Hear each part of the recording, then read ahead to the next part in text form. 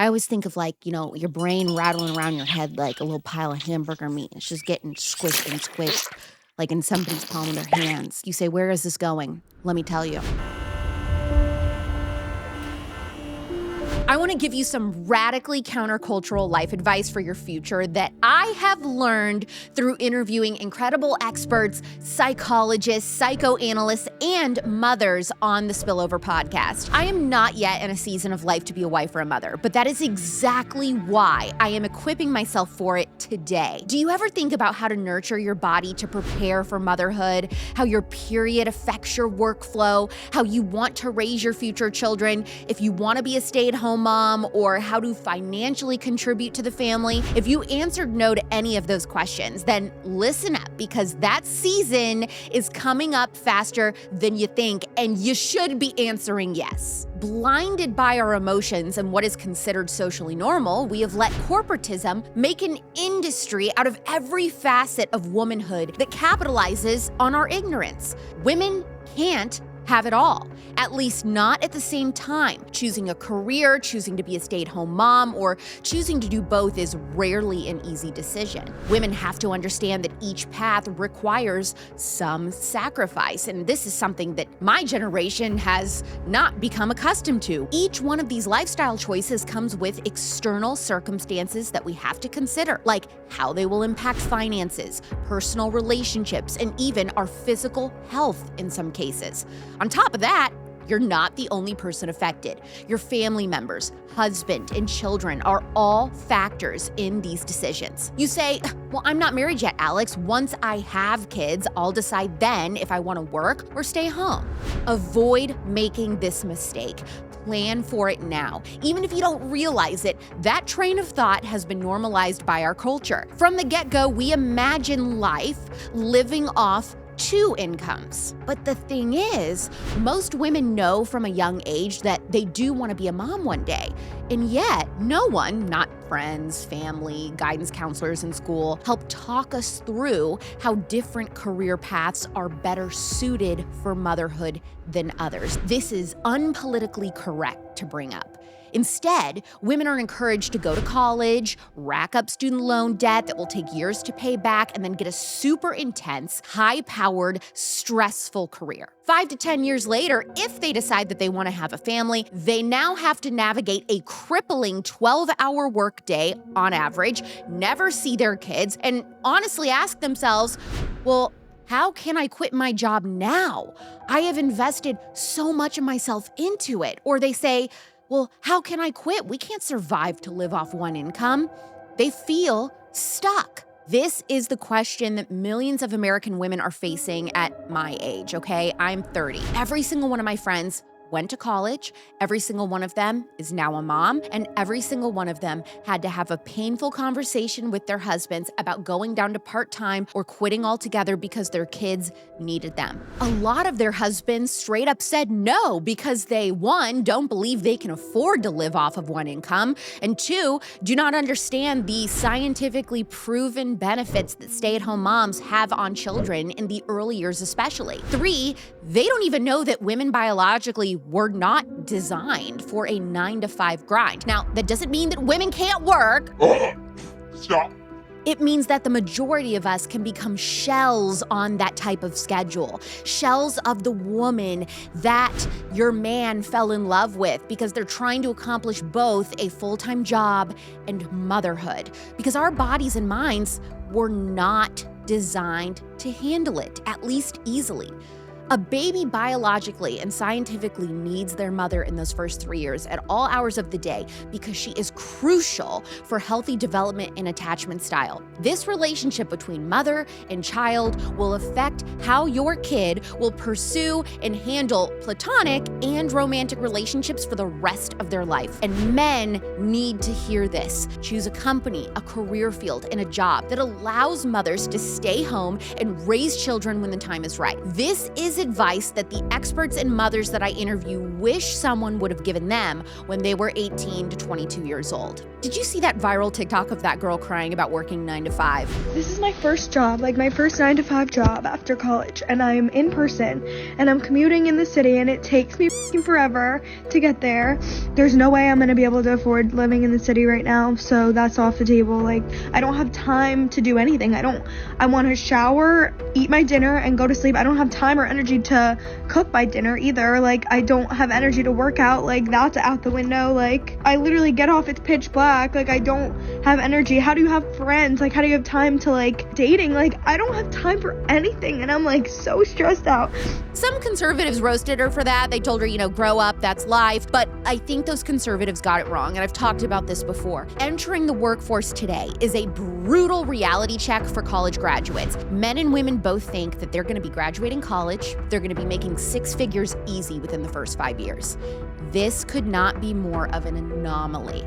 And this reality check is important for men to plan and for women to manage their expectations. The average salary in America for men is $61,000 in 2023. Your total take-home income will likely be under 6 figures when you get married, but it is possible to stay home with kids on that. I'm not saying that it's gonna be glamorous. It will be hard and it will be unluxurious, at least for a short amount of time. It is your decision with your husband to determine if that is going to be worth it. Millennials and Gen Z have been indoctrinated to think that life is impossible unless you have 2 working parents. They don't get that our entire lives have been molded under the umbrella of convenience and that most of us have not had an example of how to do it growing up. The reality is, many conservative millennials in the last couple years have seen the light. We have done the popular way for so long, and we have seen how burnt out families have become. Kids are misbehaving, marriages are struggling, distance has been growing between parents and children. You've got to put pen to paper.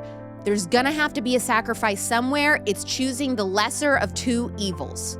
The other massive key to women's happiness, marital peace, harmonious relationships, and flourishing in all aspects of life is to understand a woman's menstrual cycle and learn how it affects her. Do you know what happens to us mentally and physically 4 times a month? That's right, not once a month.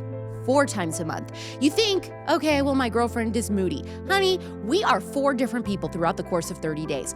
You will hack your relationship and life if you know your woman's cycle. And by the way, a lot of period tracking apps for girls have a feature where you can share your cycle with your significant other. So he can literally see where you're at on your cycle and when your period is about to start. Hello! This is awesome! And it's because of our period that we know unequivocally that the majority of women are not made for a 9 to 5. You say, so woman shouldn't work? No, I'm not saying that. What I am saying is that women can work smarter by mapping out her to-do list, her priorities, challenging tasks in sync with her cycle. If we ask women to fight their body's natural rhythm, their health and their hormones will suffer. A system that expects us to perform at the same capacity as a man month-round at home or the workplace is inherently anti-woman. It's normal and natural for women to feel tired or burn out on certain days of the month. Great news, there's nothing wrong with you.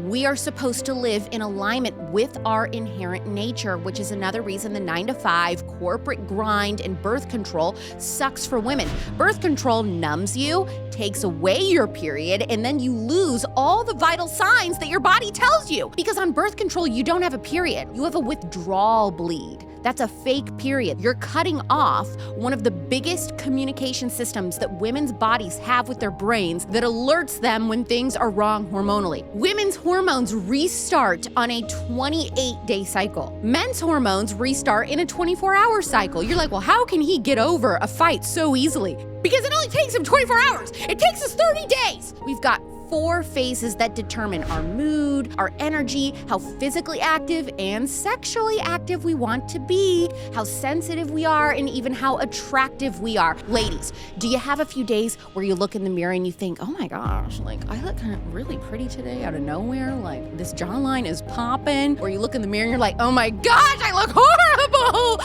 Yeah. Our faces change slightly on certain weeks, so you should plan photo shoots and big events around that. The 28-day cycle starts with the period, okay? That's the menstrual phase. This is when your hormones are at your lowest as a woman. Don't make plans during this time. Seriously, stay home. You have my permission to cancel plans, watch movies, snuggle, rest. You are so tired. Your body is in hibernation mode. It's sleepy time tea. The next phase is the follicular phase. This is the time between your period and ovulation. Think of this as your inner spring. Energy is coming back. Your creativity is at its highest. This is when you are the happiest. This is a great time to make plans, be social, give a presentation at work, and ask for the raise. This is when you want to have sex, and it's the stage where your body is ready to make a baby, even if you aren't. So we really need to respect that our bodies are in that mode. Men, understand your woman's hormones. Use this information to your advantage in your marriage. This is also the only 6 days during a woman's cycle that she is fertile and can get pregnant. If you know this and you track it, you can naturally avoid getting pregnant. Now, do you see what I'm saying? The ovulation stage is your inner summer. You are your hottest. Enjoy it. The last phase is the luteal phase, inner fall. It is the longest phase of your cycle, and your metabolism increases by 10%. In the first half, you're coming off that ovulation high. In the second half, your hormones take a huge dip.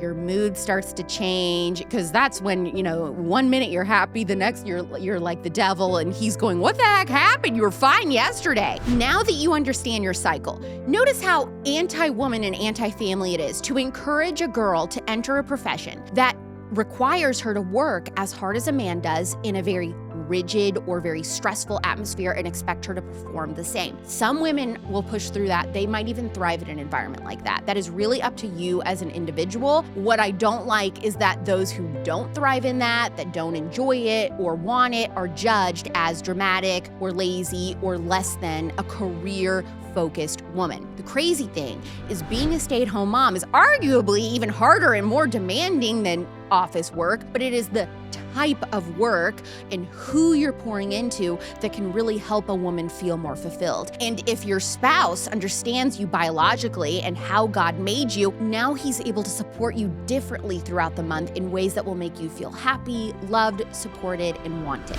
As a culture, God designed our bodies to fluctuate. Find out as a man how you can protect your woman and make sure that she doesn't have to stress her body out like this. The working world just wasn't built for women. It was built for men. Not politically correct to say, but it is true to say. Am I saying that women shouldn't work? No. I am saying that men and women should recognize women work differently. Again, women can have it all, but not at the same time. If you try to do it at the same time, something will suffer. It's a matter of, will it be work or family? And certainly you, who will feel stretched too thin. Choose a career that allows you to step away to raise kids and return once they are older, or one that allows part-time or remote work from home. Some women have told me that they work weekends so that their husband is home on those days with the kids, and then they're home with the kids the other days of the week when he's working. We've got to be creative. We have to plan. Just be mindful to love and fight for truth over our ambitions. It will make us all better as women, men, mothers, and fathers. Women were told that it's degrading to stay home and serve our husbands and children, but that it's empowering to serve a man and a corporation that we don't know personally, don't have kids with, that aren't legally and biblically bound to us, that can terminate us at any moment. We can either repeat or repair unhealthy generational patterns. The time to learn everything you can about parenting, birth, budgeting, and even cooking is when you are single. Both men and women should understand how hormones work for the different sexes. Don't wait until you're pregnant to learn about optimizing your health for growing a baby. Don't wait until you're pregnant to figure out what you're gonna do about your job. Do all of that now. Your future self will thank you. Again, is this countercultural advice? You better believe it. Is this what you're gonna hear other people say that you should do in your 20s? Nope. They're gonna say, work now, party, enjoy yourself, and then your family later. Big mistake. Plan ahead after you graduate. If you even go to college, it's okay if you don't. Remain teachable. Look for mentors and godly married Christian couples you admire and aspire to be like, or maybe consider moving to be closer to either you or your spouse's extended family to help with raising kids. Have conversations when you're dating about being a working versus stay-at-home mom and financial expectations for your future family. Respect femininity, masculinity, and what makes us so unique as genders. America would be better off. Thank you.